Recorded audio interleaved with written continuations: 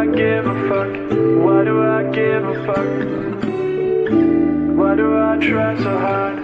Why do I care so much? Welcome to Why Do I Give a Fuck? A cross-cultural conversation between myself, Deanne Tate, and Johanna Thompson. In these times of great struggle and possible shift, we ask ourselves, why do we give a fuck about any of it? How does the lens we see the world through impact what we see? And what do we do about it? Hello, my friend. We always start out with a smile when we see each other. We do. We do. So that's so nice. I'm always so glad to see you. Yeah, thank you. Me too. I am particularly glad to see you this time because, boy, you have had a week. I have had a weekend, so not even a whole week, but actually a week preparing, and what we're talking about, having our own intimate conversation, but for our listeners, talking about me getting over to the island, to Jamaica. Yes, you finally made it home. Made it home to see the impact of Melissa, which is a devastating, clear impact. I'm overwhelmed. I can say I literally am just off of a flight getting back, and this is a turnaround trip so that I can get more generators on the island. The most critical thing that's happening is that there's no power, and in the areas that were hardest hit, so the west side of the island, starting from the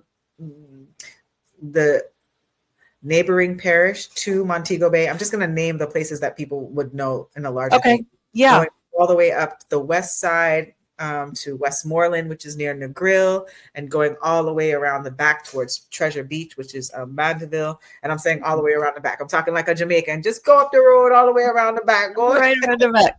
And you'll find the destruction. Laughing and smiling. I'm laughing and smiling because my people are joyful people, and folks are happy to be alive. For those that are alive, there are people who are not. And those tolls and numbers and counts won't be able to be completely known at this point in time because of the devastation.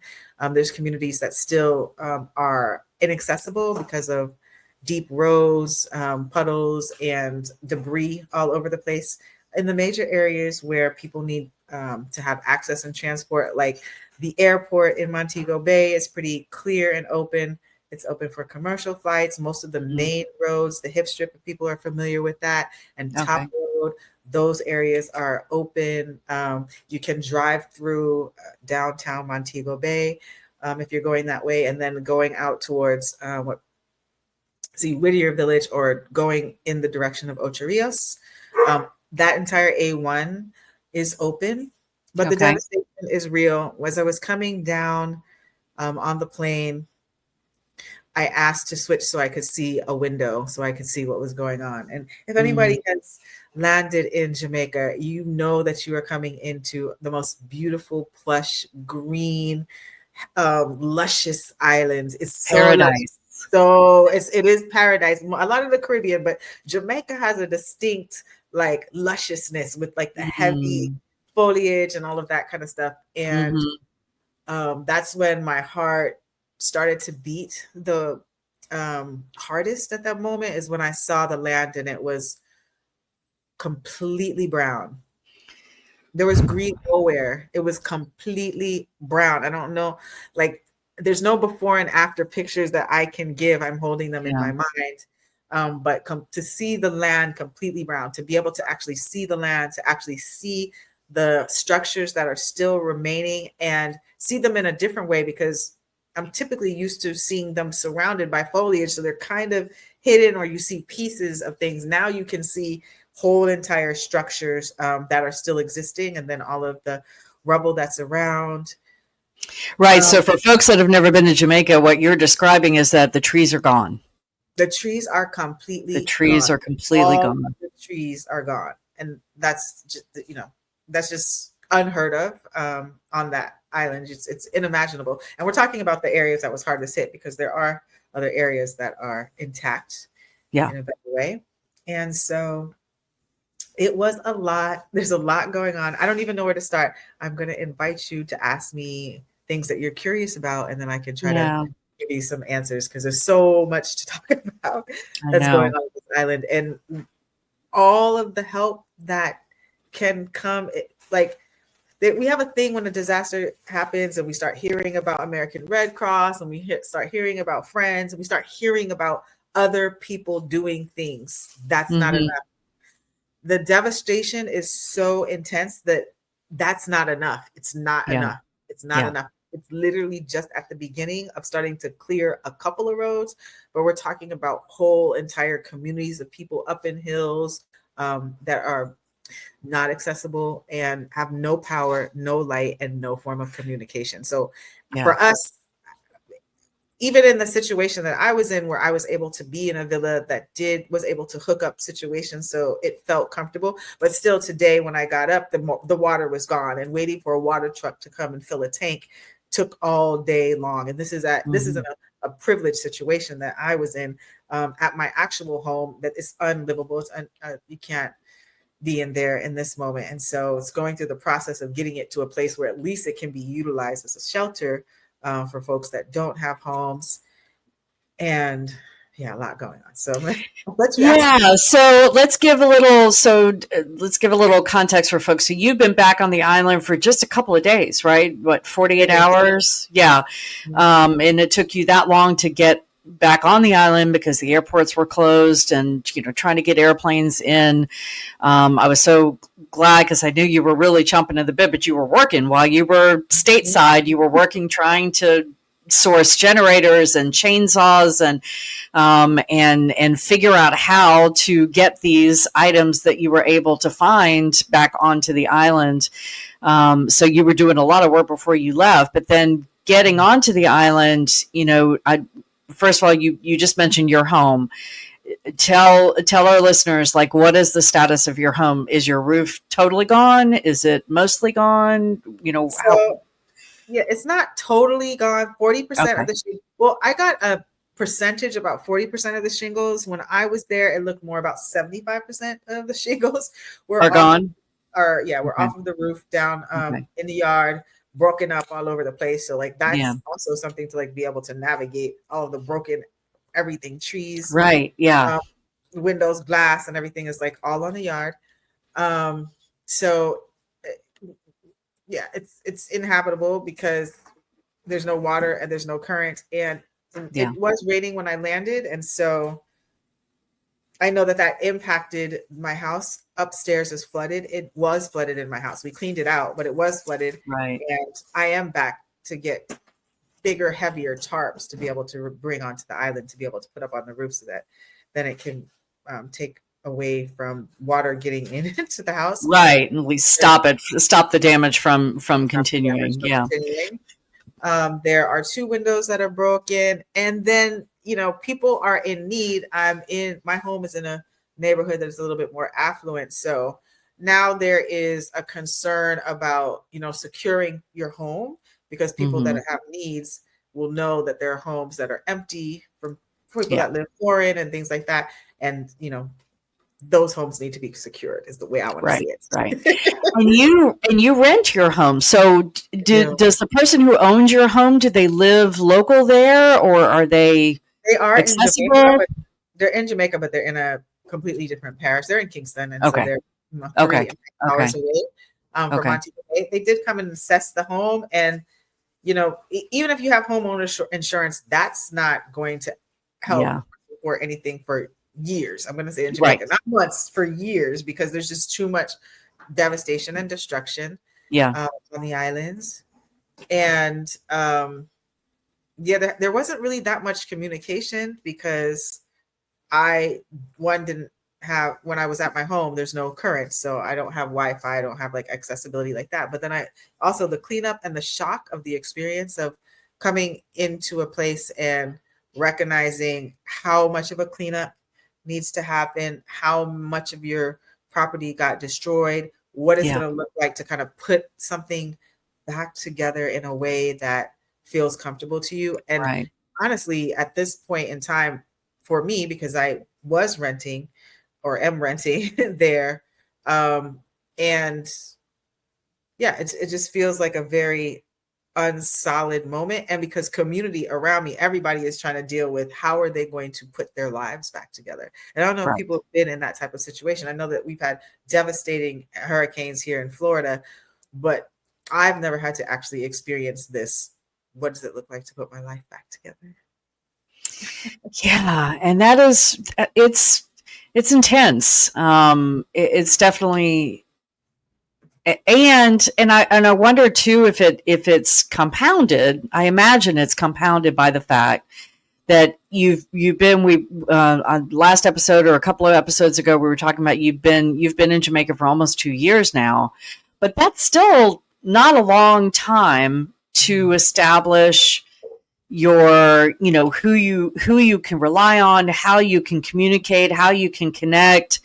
And I know that neighbors are coming together and stuff, but I think in the U.S. on U.S. territory, we have these devastating storms, and even though our government is not, behaving in a way that any of us are terribly happy about right now, when there are disasters, people step up, and there's an infrastructure there that folks can lean on some level, even though, I mean, we saw incredible devastation when Helene went through the mountains of North Carolina, and my sister lives up there. So I got a bit of a personalized view of how that was impacting the area.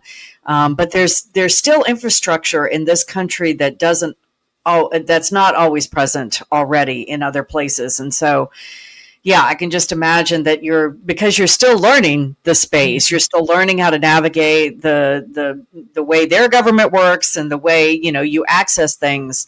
I would imagine that makes it even harder to really conceptualize how you're going to be able to create a home that's habitable again. So, well, how I'm going to be able to exist, because I do come from a very U.S. cultured understanding. So yeah. I'm there like, okay, why aren't we recycling the zinc that everybody uses for their home? Because there's zinc everywhere, but it's broken zinc. And Jamaicans are explaining to me about Jamaica. We've sold the bauxite, which is the primary ingredient for zinc, but we don't produce zinc on the island ourselves. So there is no big factory to melt down and to repurpose that zinc at all. So when you're saying zinc, can you explain I'm not sure I know what that is, what you're referring to. How about that? Let's back up. So I know you take zinc sometimes when you're feeling a little low on the minerals, but I don't know. Yes, I remember I'm not on the island. So question mark. So there, a lot of the roofing and a lot of the structures are built with zinc. Zinc is a form of roofing that's like a grooved tin. Like it's okay.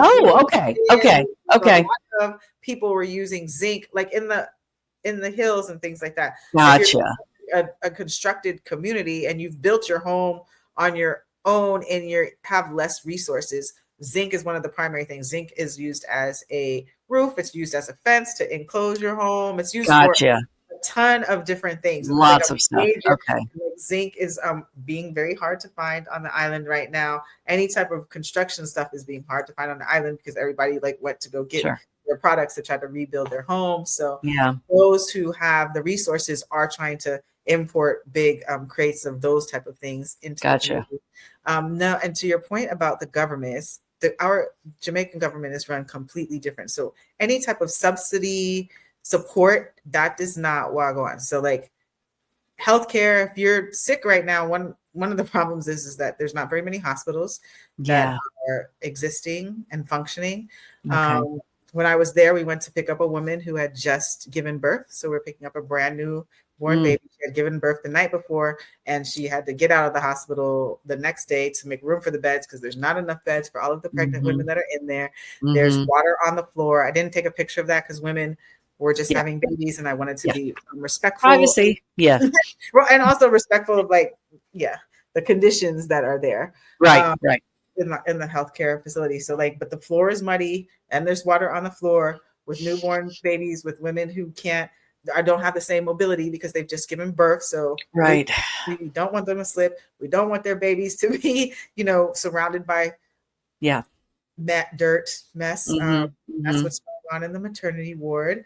But again, mamas and dads are receiving their children coming out of the hospitals and are happy and joyful that they're alive and that their baby came healthily, delivered healthily, and the baby looked like it was perfectly fine. To have a picture of him, and then driving her home into community, everyone, running to the car, happy that the baby is coming home. So to see like the joy of people and relationship is the thing that is really so special to be able to experience, rather than like horror and terror. It's more like, yes, new life. We're here. We're new life. Absolutely. Did And they then name her Melissa? That's the question that everybody's going to be wondering. Right? No, her name is not Melissa. Her name is Zara. Her name is not Melissa. Not Melissa.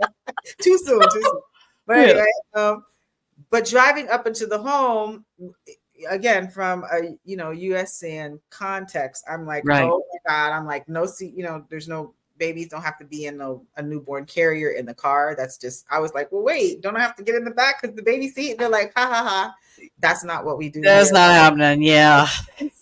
And then driving into the home, they literally just they find some zinc that was around and just kind of lay it on the rooftop because they're bringing home new baby. But the rest of the home is completely gone. So there's 2 rooms left. And there was about 6 children.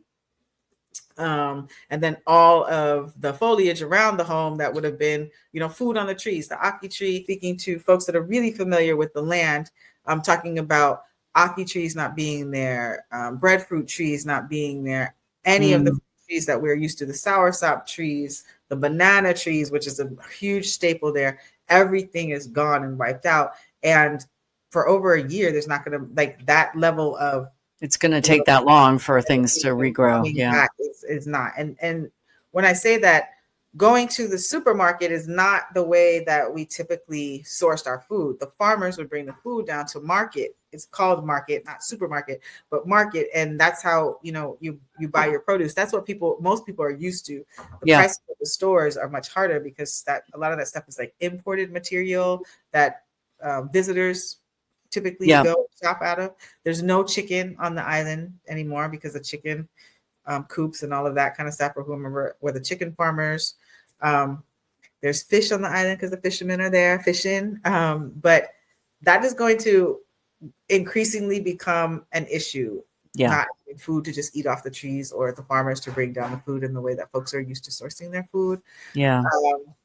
As people are clearing roads and trying to rebuild houses and trying to create access to the people who we haven't even made any form of communication or connection with. So the level of devastation on the west side of the island is super high. It's nothing that I've experienced. There was another neighborhood that we drove through at one point, and the gentlemen were like, do you smell that? And it was a rancid smell. It's not. And they were just like, well, those are the bodies. There's something culturally in Jamaica where you don't touch dead bodies. The morgue has to come and get them. So the families and all the folks in them are not going, they're going to be there until morgue can come and pick them up. But if the road is not clear and things like that, then that's not going to happen. That's not going to happen. So this one neighborhood area is really hard to drive through. Wow. Just because you can feel the energy of the space, not the humans, but you can feel the energy of the space and the smell. There's not people like so many people walking around because the devastation is so high there. Wow. Well, I want to talk a little bit about, because when you were still stateside, before you were able to get back on the island, you had your brain is always thinking about how rapid response. What am I going to do? What are we going to do? And you came up with a concept, and I think in thought partnership with other folks. But I would love for you to tell us, just in the time that we have left, what that concept is, because you're going to be rolling that out, coming up here soon. And I know our listeners will want to know how to help. So I want you to have the floor to tell us about that initiative. Thank you for that. Yes, no, it's really important. The thing that is most critical on the island is current. That's what we call it, electricity. Needing electricity. And it is an island. The electrical poles are down, so they all have to be rebuilt up. The wiring is above ground, so they haven't even gotten into fiber optics or any wiring under the ground. Right. And solar really makes the most sense on the island. And so my my knowledge about the vulnerability of women and girls on the island is really very high. I've always thought that there was a reproductive issue with women, the way that they're on the roads, on the streets. The roads aren't paved in the most effective way. And so pebbles are always flying, branches are always falling down. And I've always been like, oh my goodness, the women and the children. But in this moment, particularly when there's this level of devastation and there's very high gender roles there, so the women are not going to be expected to be out there cutting cheese and pulling bushes and moving branches and picking up zinc. That's just not going to happen. That's just not what going on the island. But there will be an expectation of taking care of the children and being out of the way so that cleanup can happen. Gotcha. And there are so many people without any form of communication. So my rapid response to that is to make sure that there's 500 backpacks that are at least as a proof of concept delivered into Montego Bay. And I'm starting there because that's the place that I'm most familiar with. Into Montego Bay to get 500 backpacks into the hands of women and girls. And the backpacks are solar powered backpacks, which will allow women to be able to charge their phones, smart, charge any of the like necessity things that you might need. It's also inclusive of survival materials. We know that getting resources like period, menstruation, how do we say, are necessary. Supplies. Supplies. So we're talking about having reusable underwear that women can have. We're talking about flashlights. We're talking about whistles so that people know that they're coming or that they're around or that they need some support. Or that they're in trouble. They need support. Yeah. We're talking about even a mat, because a lot of people are trying to just find shelter in a place that there is shelter. And so being able to have like a survival mat where they can have something at least to lay on, those ones that the Army uses. So real necessities that are in this backpack, and particularly into the hands of women and children. And why that's really important is because then that also creates a communication network amongst the women and children to have mutual aid, what we were talking about on one of our episodes, and a level of collectivism that is necessary at this moment to help people to, one, survive, and or to get out of harm's way, and or to provide support for each other. And that's one thing about the gender roles. The women do play a real critical role in that level of keeping community together, especially in the moments when there's a level of devastation that we're experiencing on the island now. So it's Light Her Way initiative. And the light is the solar light, it's double entendre, but it's also lighting the way towards rebuilding Jamaica in the way that we are used to being able to experience and love the island and the culture and all of the beauty and the people. So, well, I think it's a beautiful initiative. And so I just want to say quickly that you're going to be rolling this out, in the coming weeks. And so we will be adding this information on our link tree that you can find on our social media platforms, on our website.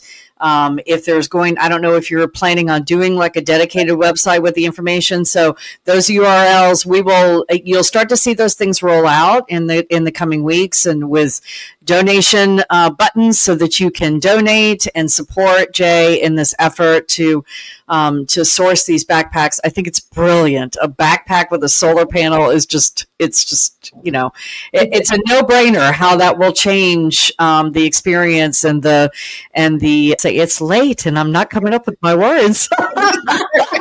Self-sustainability. There we go. Self-sustainability in a moment when they're in dire straits. But I think and you and I have talked about this. I think this initiative will be helpful to women and girls even after some rebuilding has happened, and even after, for hurricanes to come, because this is an island in the Caribbean, and so this will not be the last storm that hits this island. So I think it's a beautiful initiative, and I'm really excited for us to be at least planting the seeds for people.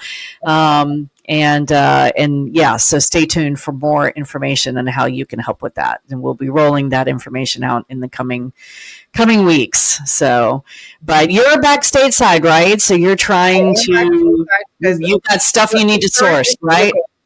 We need to get more generators onto the island. That's the okay. thing scarce, and obviously every single home, every single business, like when you're on the island, you don't think about, oh, the ATMs are not working because there's no current. Right. So then people don't have any money to actually purchase any food or supplies. Right. Right. Can't get money out of the ATM, not because they don't have it, but because they can't actually access it. Right. So it's like little things like that, that we need to make sure that there's enough generators on the island in this moment, that there is current that's accessible, and that people are just paying attention and not forgetting Jamaica, because it's like, a week past the storm. It's going to take years and years and years to rebuild. And there's a lot of brilliant people on the island that are coming up with wonderful ideas, like solar cities. And I'm talking about Jamaicans, solar cities that, they want to help construct. Folks are really doing a wonderful layout that we don't typically see, but like their local communities. So like the business owners are the ones that are supporting and helping their employees with help rebuilding their homes. Wonderful. They're the ones that are holding them in their houses, because their houses like haven't had the same level of destruction. So you see that type of collective community that's happening in Jamaica, which is a part of the strength of the spirit of the people that I really love and appreciate.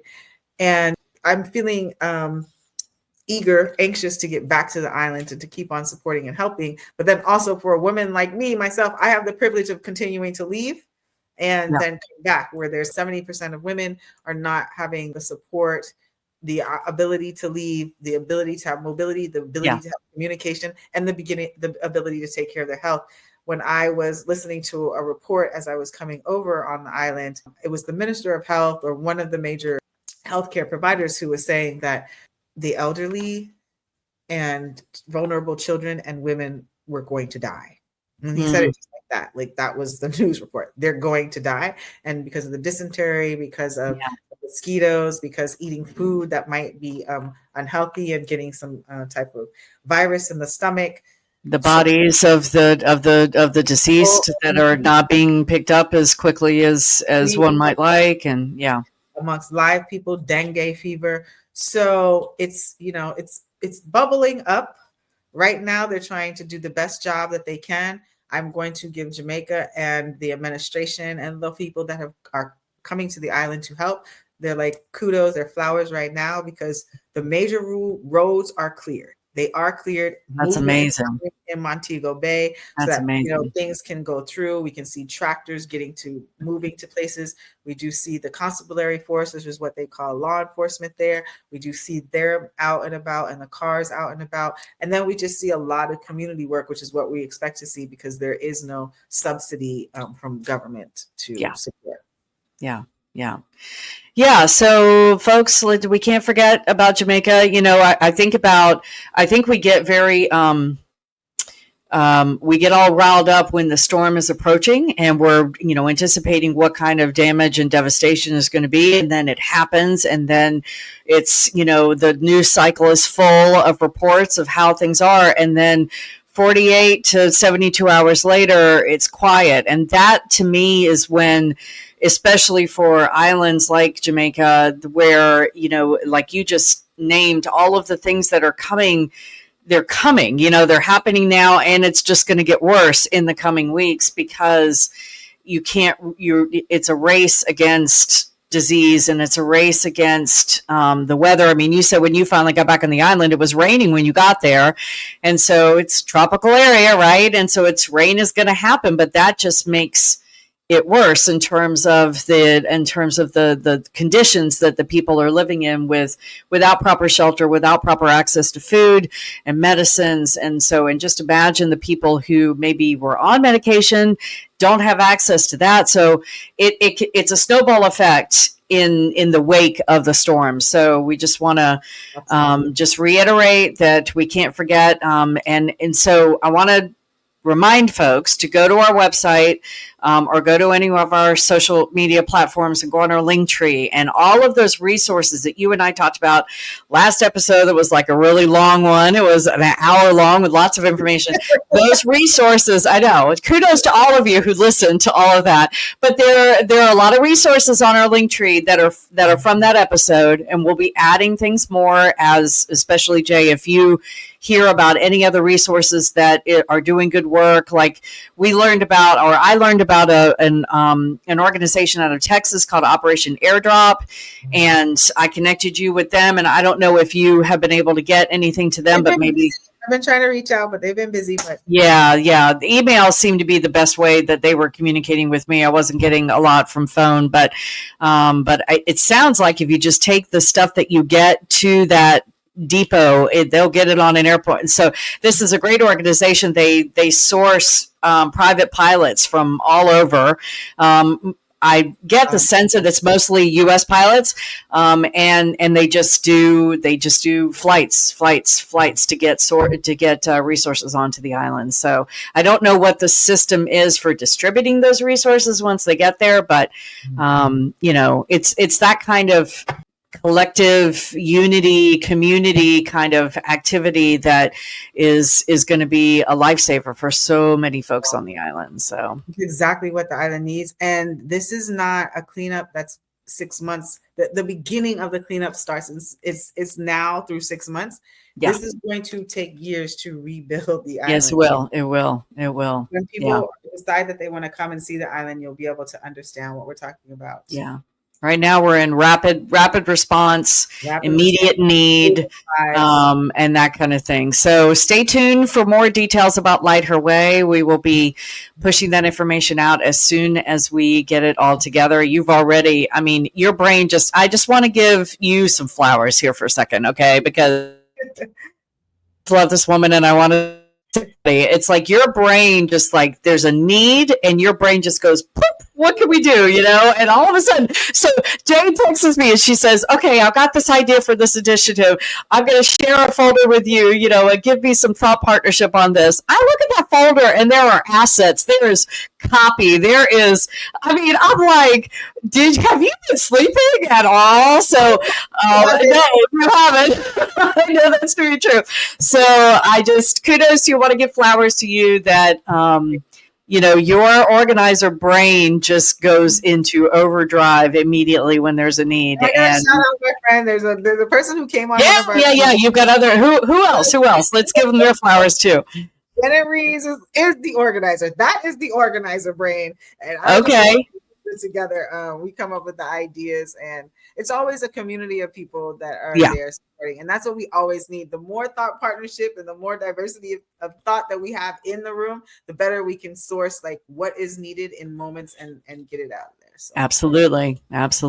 All right, my friend. Well, I appreciate you. Good luck with all of your sourcing and safe travels when you get back on it. Shout out to your daughter works for an airline. Do you want to say what airline and give them a shout out? Because American Airlines. American Airlines, because it is really allowing me to do this. There's a little funniness at the airport, but we got through it because we keep resilient, and we're going to make sure that folks get what they need. Yeah, so want to give them a little pat on the back because your daughter works for them, and so you're able to get on standby flights, and they worked with you to get. They weren't terribly happy about getting chainsaws on the airplane, but you got it done. So done safely. Maybe we should talk about that if other people are trying to get stuff onto the airlines. We're only allowed to take one generator per reservation. The chainsaws and all of that kind of stuff can have no gas or anything. They need to be absolutely brand new. Understandable. Right. Yeah, we want safety. And you need to get there early so that they can put all of those things. And it's going to cost you money because all of this stuff is costing money. They're going to charge you oversized fees, but it's worth it because the people in Jamaica need it. You know what? That's a good point. So let's give everybody your Venmo, your Cash App, your PayPals. What are your let's get that information out there. If you want to donate to what Jay's doing, then let's get a way for them to give you money. So what are we doing? What's your pay apps? On Cash App, I am Priceless Black. You'll find Priceless Black on Cash App.